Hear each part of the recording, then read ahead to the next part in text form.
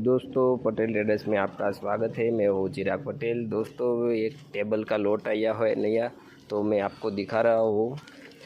दोस्तों ये देख रहे हो, इसकी लंबाई 48 इंच है और चौड़ाई 25 इंच है।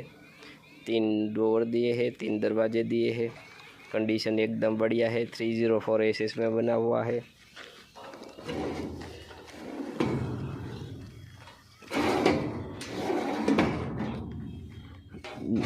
नीचे भी स्टोरेज है सामान रखने का। इधर कुछ धुलाई किया तो पानी चला जाएगा, ड्रेनेज देख सकते हो। दोस्तों ऐसे छोटे बड़े टेबल हमारे पास आते रहते हैं, जो आपको नेक्स्ट वीडियो में दिखाएंगे।